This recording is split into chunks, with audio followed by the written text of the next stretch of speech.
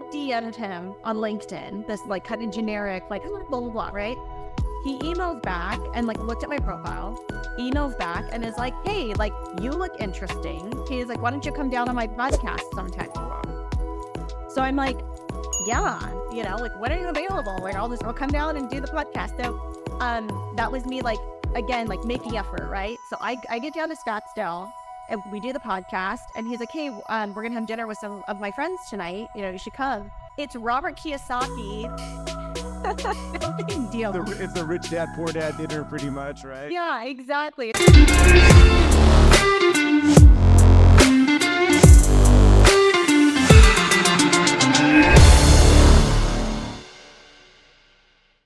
All right. Hey guys, I got an amazing guest here with me today. We haven't spoken for a couple years, but it's really nice to reconnect. There was a time when Matt Aitchison and Cody Sanchez had put out some feelers for, wanting to talk to someone that was up and coming in real estate. So I actually ended up getting to speak to Lisa and Matt and Cody. And because of some of the advice that they gave me, I went on to have success. And I think that's what happens when you reach out to people that are a little bit further down the road and have some insights and really have the graciousness to come back and show what a good way to go is. So Lisa, I appreciate you coming on board for Defining Success with Matt Foster season 1. Thank you so much for being on today. Of course. Thanks for having me. Good stuff. So we'll get right to it. Since we haven't spoken in a little while, 2023, what is Lisa Sutton up to in 2023? I know you got a lot going on. Yeah, there's always a lot cooking. Of course, the brokerage, right? So since the last time you and I had connected back then, I had owned the Christie's International Real Estate Brokerage for Vegas. Got sold to App Properties back in November 2021. Christie's got sold. And so I was able to acquire and buy into the Engel Völkers franchise for Las Vegas and Henderson, Summerlin. So that's been really exciting. We took that brand over February of 2022. And so it's just been kind of off to the races ever since then. It's been really fun. We took our entire Christie's team, moved them over to EV. And so it's just been, it's been awesome. They're such a great brand, based out of Germany.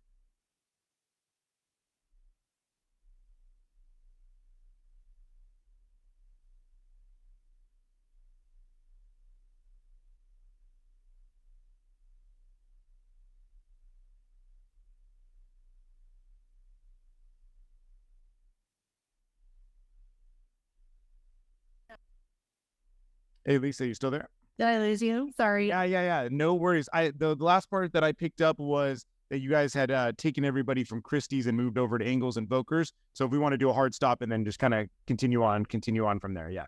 Yeah. So we took our entire Christie's team, moved them over to Engel Völkers, and it's just been an incredible experience. So loving, of course, all the stuff we're doing with the brokerage, very, very busy.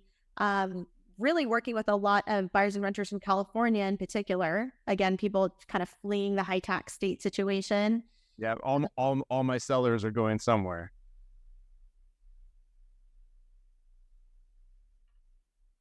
On real estate stuff, and then of course the fun. Beautiful. Yeah. So I know you always have had a lot going on. I would say that one of the things that I really appreciate about you is there's one word I would describe Lisa Sutton as, and it's buoyant. You have a very buoyant, positive personality. And I know that doesn't come because life is problem-free or all these businesses that you're running are problem-free, right? What are some of the things that you have in your life that really provide joy and kind of keep you in a mindset of, no matter what's coming at you, that, I'm Lisa Sutton. I'm positive. I'm optimistic. You seem to keep a really gracious and positive attitude. What are some of the things that feed into that? About mindset and who you get to work with as well, right? Especially as entrepreneurs, we have this freedom and flexibility of getting to choose who we work with. Yeah. And I just think that's so important. Like, you need to be aware of who you surround yourself with. And so I think I'm just a positive, optimistic person by nature anyway, but I also find that I gravitate towards business partners and also colleagues who are the same mindset. Yeah. And I know that you've spoken about it before, that the reason that you've taken on multiple ventures that could be somebody's one thing that they focus on, right? That partnerships have been a real key to being able to do Ship Las Vegas, to do the cupcake business, to do the brokerage, to do the veteran fund, everything else, right? So what are some of your frameworks for finding good partners? And then what have been some of the ways when you've had to ramp down or kind of walk away from a bad partnership? What did that road look like? One of the key things is just really transparency and communication. I can't work with someone who's not communicative. I would much rather there be enough. And so that's absolutely a non-negotiable for me. If you're potentially exploring working with someone and they just have very poor communication skills, Yeah. or they're big on just making unilateral decisions by themselves. It's not even necessarily, who has what type of equity in the company. It's a matter of like, if we're agreeing to be management together, then we need to be making decisions that affect the company together. Yeah. Yeah. You're not walking in on Monday morning to 3 different huge items that were changed without some level of discussion and communication. So probably to answer the question, partnerships that have been bad for you have been ones where someone's kind of swinging for the fences without, or vice versa, without you guys being able to check in. And then, as far as when you've been in a bad partnership, what's been your usual framework for realizing like, hey, you know what, this is kind of coming to the end of the road? Is it kind of the end of the communication? Communication is really not happening anymore. So there's been the realization that, hey, this is the time to move on from this partnership. Yeah. So when there's a breakdown in communication, I mean, the first thing to do is address it, right? And then usually there's some sort of life circumstance that has changed for that person. And so as a result, you say, look, like there is an out here, right? We have it in our operating agreement, like there's an out. So like no hard feelings, but like, let's do everything we can to make sure that like all parties involved are like satisfied with what's going on here. And like, we need the company to move forward. Yeah. Yeah. And I think that's really key. I think you've talked about before that the solo entrepreneur route, like, hey, more power to you, right? But at the end of the day, if you're having to wear all the hats, it's It's not going to be sustainable. it's not going to be, it's not going to be sustainable, right? So in all the entrepreneurial ventures that you're doing now, was there some seeds for young Lisa, call it like 10 to 14 years old, take me back to young Lisa? Was there seeds being planted that, hey, you know what, business and entrepreneur path is being set for me, or there's been some guidance towards that? What was Lisa doing in that range of time? So I grew up with a military father and an Asian tiger mom, Korean tiger mom. So, Awesome. so from a young age, I've always had a jam-packed schedule, and academics was just really important. So, Okay. My parents came from a generation as well where the path was you need to go to college. You, Lisa, right? Need to go to college. You need to go to grad school. Pick one, either be a doctor or a lawyer, and then you get out and you start working your job, and like that is success. Yeah. And so that's what I did, right? It was just the path I was on. Went to college, went to law school, got out, got my big girl job, was working in a law firm in Las Vegas doing business litigation and business bankruptcy. And I was fine with it. Like I was like, this is what I'm doing, and everything was fine. And then we got this idea for the cupcakes, and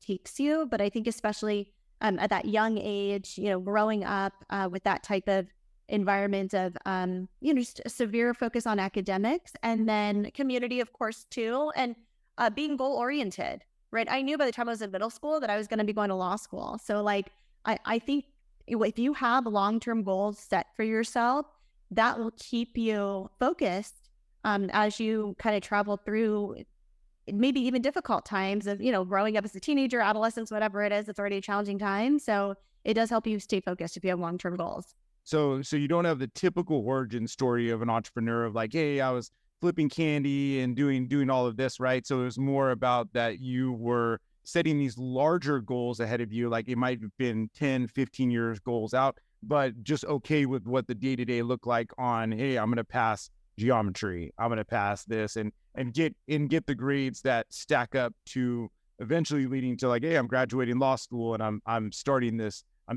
job. So you kind of already had like a future mind, mindset towards a long goal, but you weren't really getting distracted with like, all right, I'm going to do this and I'm going to do this. If anything else, that dedication to the day-to-day led you to some of the entrepreneurial ventures that you do now, because you can.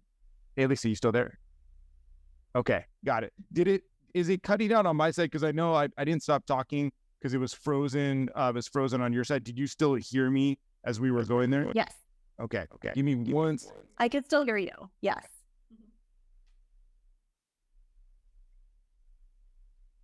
All right. Making sure we're all set there. This will all look nice. It's all said and done. No. Right? I hope it's not my internet. I don't know. It might be internet. Yeah. No, and this is part of the game and making it work. That's why I love having our beautiful editing team, right? So For sure. yeah. All right. So I'll get right back on right here, and I'll say it probably just one more time, just in case we missed it. So young Lisa was really, really good about setting targets that were further out, and then really just focusing on the next step. And at that point, it's just like, hey, let's get an A in geometry, or let's get an A in chemistry, and all the way along. And where did you end up going to college at?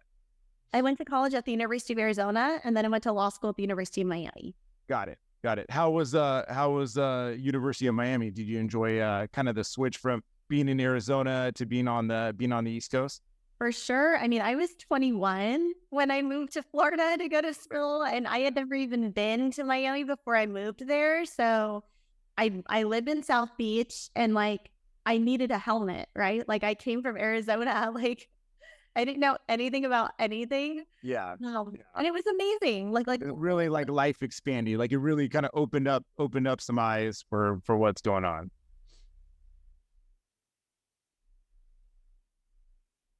In South Beach, especially back in like, this is like 2006, right? This is like the Heat had just won their first championship. So D Wade and Shaq, like they shared a condo at my building. And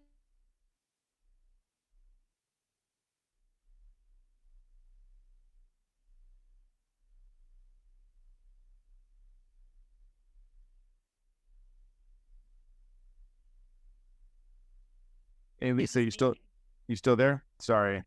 I lost you at D Wade and Shea. Like you had D Wade and Shaq in your building, and then yeah, so D Wade and Shaq. This is 2006. The Miami Heat had just won their championship, the NBA championship. So love it. Yeah.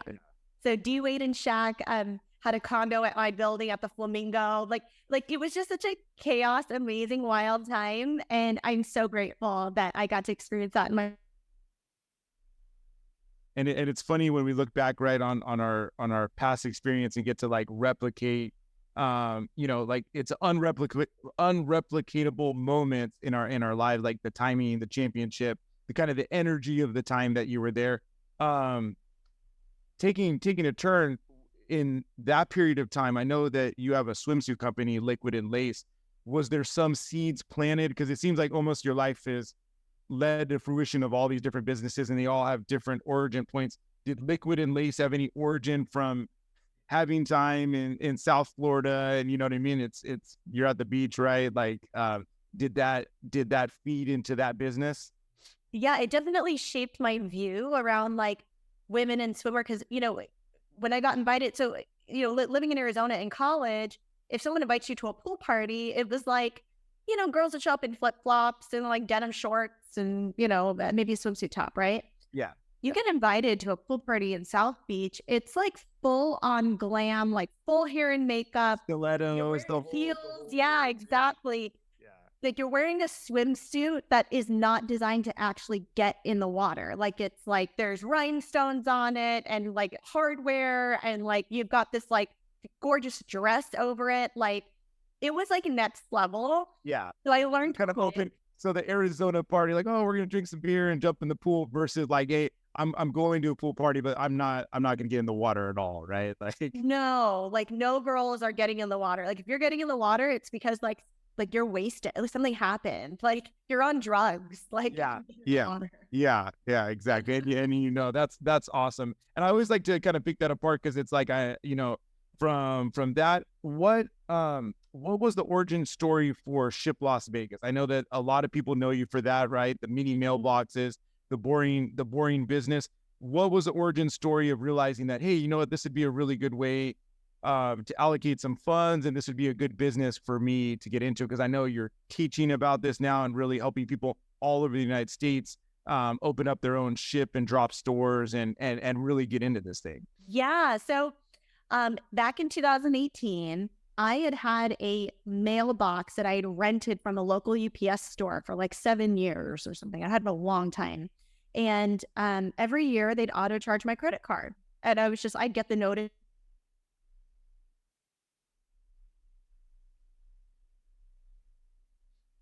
What is this business model? Like, if I'm not canceling this, other people are not canceling this. Like, Yeah, what is yeah. this It's business sticky. It's model? real, like you said, like it's real sticky, right? Like it's one of like it's too inconvenient to go down there and cancel it. So a lot of times, like a gym membership, almost like people Right. will just pay and they just have Yeah. So I was just like, okay. So started looking into, first I looked into UPS franchise store. it. Okay. And I called a friend of mine, Greg, who had 3 UPS franchise stores. Yeah. And I was like, tell me about this business model. And he was like, honestly, he's like, the mailboxes are the steady recurring revenue. They're like mini storage units, right? They're the steady recurring revenue. That's what keeps your lights on. That's what pays the staff. Your shipping is ancillary and seasonal. You make a percentage. And I was like, interesting. And then he was like, but he's like, if you call one of my UPS stores right now and say that you're a new mailbox customer, he's like, I don't even have a mailbox to give you.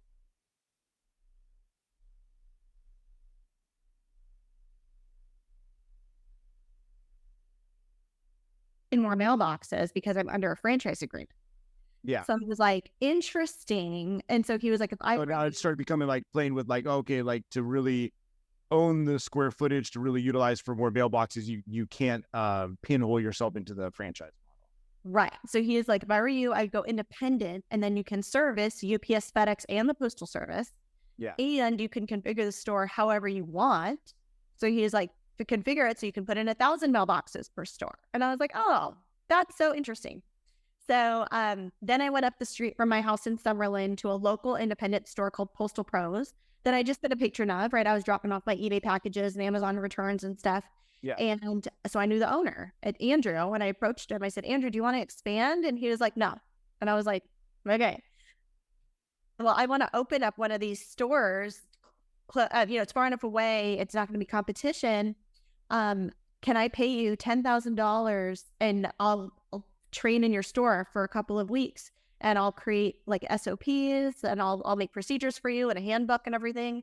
And I'm gonna stop right there real quick and make one point. And I think this passes it for a lot of people. Like asking Andrew about expanding, and he's like, no, I'm doing good. A lot of people would let the door close at that point, right? You're like, hey, what made you figure out that $10,000 was the right amount? Because it, pay to play, right? Like it's the right mindset for like learning, what someone spent almost their whole lifetime doing, right? So they're gonna have some insight into what made you decide that, hey, $10,000, that's the right amount to give this guy for everything he knows. Was it just big enough that you get his attention? Yeah, I wanted to throw out something that would be worth his time, right? If he's there working in the store anyway, but like if I'm going to come train in the store, yes, I'm like free labor, but at the same time, he's also training me, which is a pain, right? Yeah. So I was like, what's going to be worth this guy's time? And I was just like, I don't know, I'd do it for $5,000 a week, right? Like, give this man $10,000 for 2 weeks of like free labor, right? Yeah, no, I love that. I love that, appreciation toward, and I think that even goes back toward, being able to get higher level mentors, is that it's not that you're paying to get past a paywall. It's that you're paying really for almost a sense of seriousness too. Like that you're actually want to know, you're like, hey, I'm serious about this. And you're like, oh, okay. Yeah. As opposed to like, oh, I'd like to learn more about it. Like, can I come in sometime? Like maybe he would have said yes, but like, where's the structure there? Right. Like there's no structure. And it was more like, boom, $10,000. We put together a consulting agreement. So it was a consulting fee, basically, right? Sure. I paid him $10,000.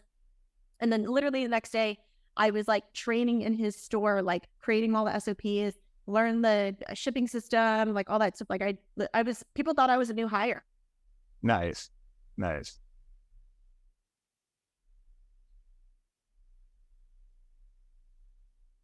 right, Lisa, you still there? Yes. Okay, yeah. So people thought you were a new hire. Yeah, they thought I was a new hire. I was like legit like working up in the store. I had some guy tell me, he was like, he's like, you're too pretty to work at a ship store. And I was like, thanks. Yeah, you're like, I'm just here undercover.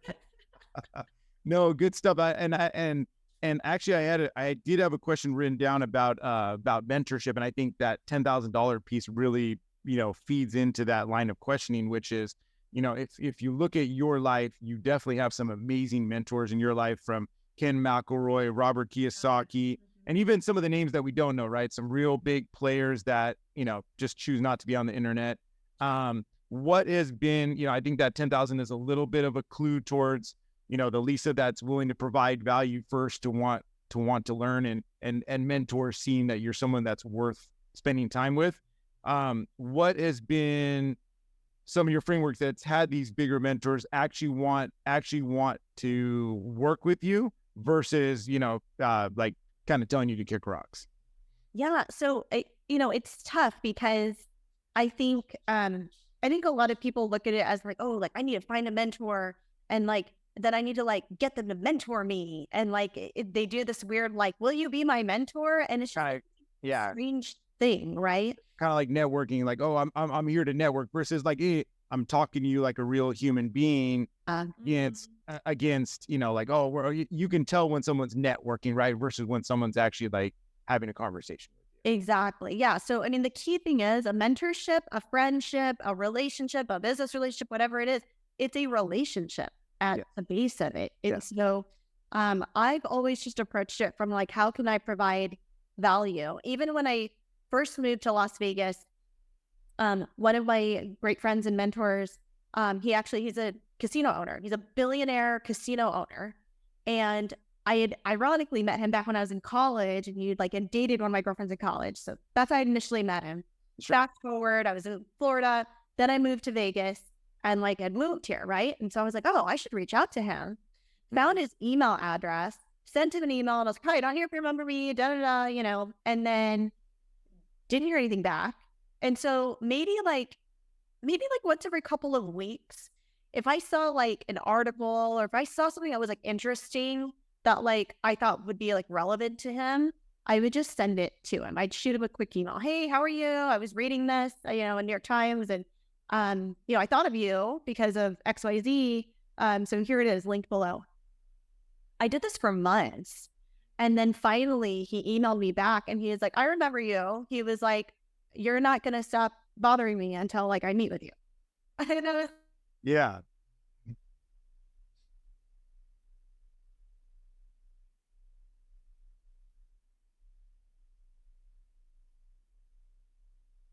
a business relationship from that. Yeah. Yeah. So I think the little nugget right here is kind of relentless pursuit of value, because at the end of the day, he could have continued on with his life. And I think we have to be okay with that too. Sometimes hey, I'm going to provide value. If it's given in return, awesome. If it opens up doors, awesome. And I think what's nice is our life puts us in certain circumstances. Yes, he dated your friend, right? But how far does the relationship go if you're actually not emailing him and being thoughtful and actually providing some sense of value, other than, hey man, remember I was the friend of the person that you dated, right? Yeah, exactly. Right. And can you imagine if I would have just kept bothering him with hey, it's me. I'm just some sort of annoying, I did. I wanted to try to provide value in some way. Yeah, sure. No, I love it. And then talk to me a little bit about Ken. It seems like you and Ken McElroy are very, very close. And he seems like an amazing person. I've watched him for a long time from afar, being a rich dad, poor dad advisor. Talk to me a little bit about kind of the mentor-mentee relationship there, or even more friendship, which is what it truly turns into. Talk to me a little bit about Ken. Ken is amazing. I met Ken actually through YPO, the Young Presidents Organization. So, I mean, again, going back to proximity, right? Who are you around? Who is around you? Who's within your sphere? I met Ken through YPO. When I joined YPO a couple of years ago, there's a back end of YPO called YPO Connect, which is kind of almost like a LinkedIn, but it's all YPO members. Yeah. So what I did was I just looked up YPO members that were kind of in my vicinity. Obviously, I was connected with the folks in Las Vegas, but I looked up folks in Southern California. I looked up folks in Scotland. LinkedIn. And in that message, I just said, again, trying to provide value, right? I said, hi, I'm a new member of YPO Las Vegas. If you're ever in Las Vegas, or if I can ever be like a Vegas resource to you, please let me know. And I mean, people ask you all the time, especially when you live in Vegas, like, oh, I'm coming in for, a friend's birthday. Like, do you have a restaurant recommendation? Do you have this, whatever? And I have some friends who get annoyed and they're like, I'm not a concierge. But I look at it as like, if they're hitting me up, and like, you just have, most locals have a copy and paste because so many people have asked them the same questions over and over and over. Yeah. So I'm happy to just, be helpful. Right.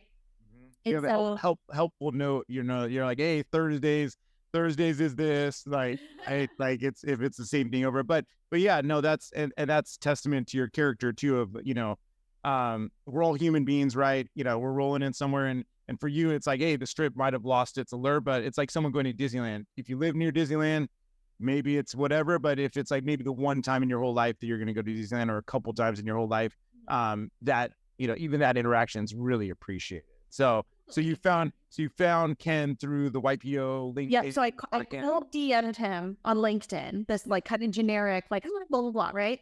He emails back and like looked at my profile, emails back and is like, hey, like, you look interesting. He is like, why don't you come down on my podcast sometime? Oh, wow. So I'm like, yeah, like, when are you available? Like, I'll come down and do the podcast. So that was me, like, again, like making effort, right? So I get down to Scottsdale and we do the podcast, and he's like, hey, we're gonna have dinner with some of my friends tonight. You should come. It's Robert Kiyosaki. No big deal. It's a rich dad, poor dad dinner, pretty much, right? Yeah, exactly. It's freaking Robert Kiyosaki, and then their good friend who's amazing. She's all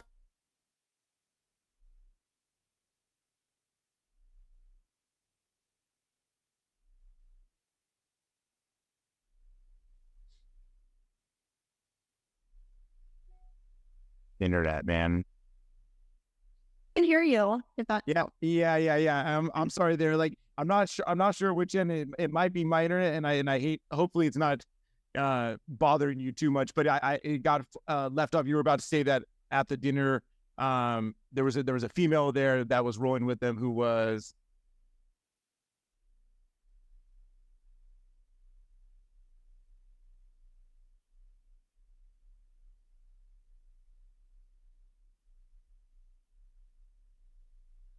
Hey, Lisa, you there? Yes. Okay, I got you. Yeah, you were. I was talking, and I was like, oh, she's frozen again. All right, so Robert Kiyosaki, Ken, our doctor, yes. Tom Wheelwright's walking out of the bathroom, right? And then there was another person there that was amazing too. Yeah, Dr. Nicole Shridnecki. She's actually their doctor. Okay. And she's amazing. She's like our age, like, yeah, lives in Scottsdale, like, great human. And so it was just so cool. And so from there, obviously we started a friendship and a mentorship. And it's just, he's such a wealth of knowledge, obviously, when it comes to real estate and business and just structuring deals. And I mean, he's been doing it for so long. And so it's just nice to like run things by him.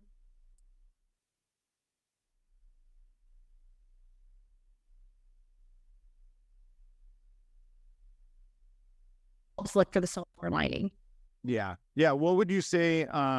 I always kind of like to summarize sometimes some of the mentor relationships. What would you say some of the top 3 takeaways from Ken would be if you had to sum it up? I had heard one good one about, do you want to be a king, or do you want to? Do you want to be rich, or do you want to be king? Yeah. And then tell me a little bit more about that. Where did that come from? So that was just in relation to a partnership that I had been working on, and there's some egos at plane line included. And he was like, do you want to be rich, or do you want to be king? And I was like, rich. And he was like, okay. He's like, so get out of the way then. Like, like, get to the side then, and I was like, okay, fine. You want to be right, or you want to get paid, right? Yeah. Or not lose more. Right. What would you say, from that being one of them, 2 other really great things that you've learned from Ken? Again, just the proximity. Like, he's so intentional about who he surrounds himself with. Like, he pours so much into the people that he's around, and so he's just super intentional about that. And And just his positive, like optimistic nature, just whenever, like there's so much of craziness that goes on, this being in real estate too. Like there's always something crazy going on. And he like finds something to laugh about or joke about or be silly about. And it just like breaks the mood, breaks what's going on. And he's really good at that too. Like just because we're all in business doesn't mean we got to all take it so seriously, right? Yeah, exactly. Yeah. And he's a billionaire businessman, right? But like at the same time, like he is not like stuffy, super serious. Like he's so down to earth. Yeah, no, I love that. And then what it does is kind of confirms like what I said in the beginning too about your buoyant energy, right? Having that positive charisma that, like you're like, hey, if this guy has these problems at this level and can still crack a joke and kind of keep some positive glue keeping things together, right? And I'm pretty sure you've seen that a lot with your agents, specifically for running a brokerage in today's market, interest rates being where they're at. What's been some of the talks to the troops a little bit for kind of keeping your agents motivated, keeping them, eyes on the goal, and then also even beyond just the day-to-day real estate sales that, that you guys are doing to help benefit their lives?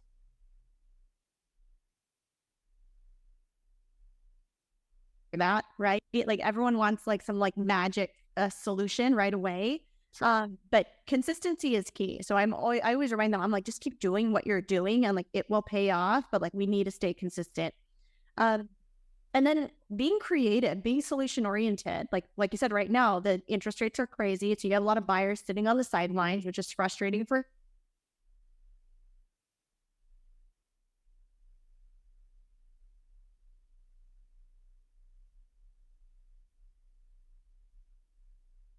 like they already have all of their financials ready to go, right? They've already been pre-qualified. So why don't we get them into a property that also has an assumable loan? Like, let's get creative here, right? Like they don't have to sit on the sidelines. Like we can do extra legwork to find properties that could be, a good position for them where they're getting themselves into a 3% interest rate into a house that they want to buy. Sure.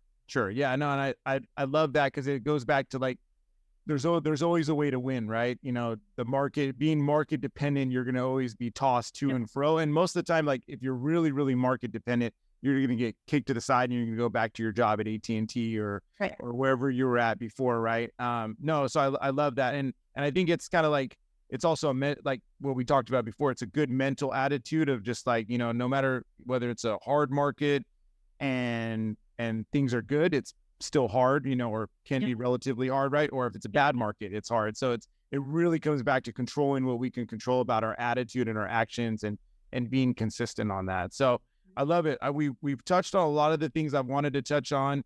Where I wanted to end it was with your community service. I know being a former Miss Nevada, I think that really pushed you into something that you were already prone towards, which is giving back.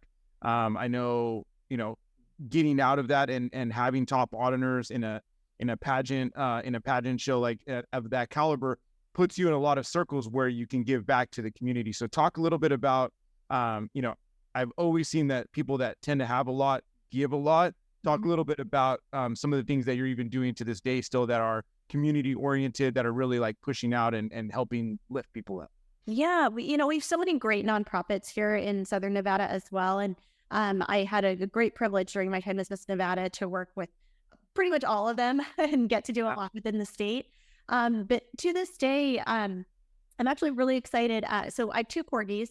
One of them, her name is Cupcake, and she's going through hospital training right now to become a certified hospital therapy dog that's able to go visit kids that are in the hospital and also people who are in like elder care or like mental, like memory care facilities.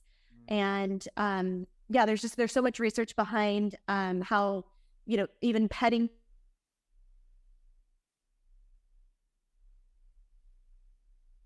these kids have, radiation treatment and all these things that they're going through. And I've seen it firsthand because I volunteered with another dog here locally in town named Beak. And he's a Jack Russell Terrier. And as soon as he walks in, the kids are like so excited. Of course, who doesn't like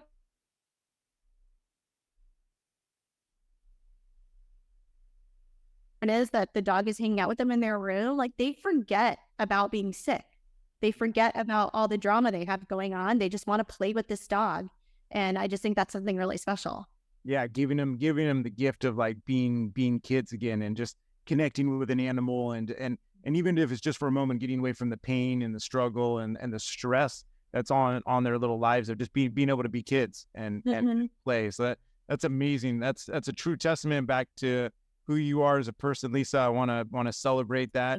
At the end here of this podcast, and I know that we've had some technical issues, but Lisa has been a trooper for sticking through. I really appreciate it. I feel like every time you were wanting to like really get into a story, but I appreciate you backing up and making sure that we get it. So I do have a power 3 that I always ask here at the end. 3 questions to every guest, and it's been good feedback so far. So one is what's a learning recommendation for the audience?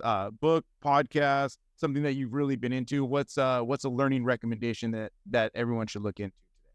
Oh, there's so many. There's some great podcasts out there, of course. I love the Alex Hormozy's. Like if you're doing anything in sales, right? Anything he says about sales. Top of my playlist. Yeah, love it. For books, Tim Ferriss has a book called Tribe of Mentors. It's an oldie but a goodie for sure. And it's like synopsis of all these different podcast reviews he's done with really amazing people. Yeah. And then on the education side, I'm a big fan of e-courses and e-learning. And I created a course for the shipping stores. You can find it at mailboxmoneycourse.com, and it's how to open up your own mailbox and independent mailbox store. Yeah. And would you say that, I think we didn't ask this question, for almost any market that it works, the model works in any decent size? Is there a minimum size metro that you recommend that someone take on the course to learn about the mailbox store? Yeah, just anywhere with high density residential. So for example, 3 of my early testers have now opened up their own stores. One's outside of Austin, one is in Orlando, and then one is outside of Nashville in Clarksville, Tennessee. So, big city, small city, it's just about you're offering a convenience to your customer. So it's ideal to be around high density residential. Okay, perfect. Love it. Yeah. And we'll have notes to that in the show notes. Second on the power question is, I know a lot of podcasts, we inspire, we motivate, people are inspired by people's story and just tuning in, and we keep tuning in. But what I really want to make sure is that anytime someone listens to Defining Success, that they get an actionable tip that they could take away. It's their choice about whether they implement it in their lives, but from the amazing people I'm talking to, if they did, it would change their lives. So what is an actionable tip that you recommend to the audience that if they started doing it today, it would really change their lives? Yeah, so it sounds really cheesy, but start your morning with gratitude. And you don't have to do like a 20-minute journal session. I don't do any of that stuff. Just as soon as you get up, because we'll check our phone, right? Or the alarm's going off, right? So as soon as you get up, get your phone and text someone. Like I text my mom, but like text whoever you want, but text somebody and tell them, hey, good morning. Have a great day. I love you. Like just start your day off with like some sort of positive intention. And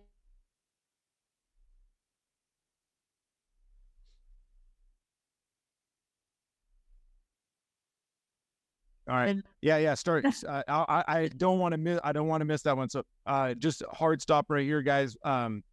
Start your day off with a positive intention. Yes. And text, send a text to someone who's important to you. And so I'll just text my mom and just be like, hey, good morning. Have a great day. I love you. Like text a parent, text a sibling, maybe text someone you haven't even talked to in a while, but just like start that day off with like a positive intention with gratitude. It's hard to, and I've really been working on that in my life. I think we're all hard charging. It's go, push, right? And one of the things that really cultivates joy, even beyond stuff, right? Like I enjoy nice things, but having that sense of gratefulness is actually like a free and true way to actually walk through life, whether it's a good day or a bad day, to kind of armor yourself almost in a way of like, hey, you know what? It creates situations where instead of being triggered and mad and sad about stuff, that you actually are able to laugh about it and keep it moving. Gratefulness. I really agree with that. So guys, don't forget to be grateful. Number 3, and I don't think anybody else is doing this, but I like to put my guests on the spot because I believe that amazing people run with other amazing people. It's the whole 1 degree element, right? So one of my asks in the podcast is, who is someone that Lisa Song Sutton recommends I have on the podcast on defining success and are happy to make an introduction to?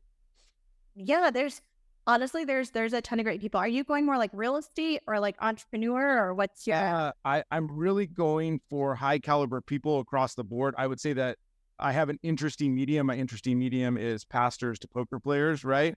And anywhere in between there, but those two being kind of anchors and where I'm at. But I would say that we're going to tend to have really great real estate people on. I think that's industry specific for me a little bit. Sorry, but I'll put you guys on email. Okay. Sorry. Say that one more time. I lost you there. Oh, I said there's definitely some great folks. So let me brainstorm, and I'll put you on an email Okay. with some folks. I love it. Whoever Lisa recommends, I'm coming for you. So sounds good. Well, Lisa, I really appreciate today. I really appreciate you taking the time. You get to be part of the cast of season 1 of Defining Success with Matt Foster. I really appreciate it. We're gonna have some really great content around this. And guys, check her out on social, Lisa Song Sutton, on all the socials. If you guys are really looking into getting a business started, a real brick and mortar business that can actually produce cash flow, mailbox money, look her up, take her course. And other than that, anybody that watches this show, go show Lisa a lot of love. Awesome. Thank you so much for having me. All right. Thanks, Lisa.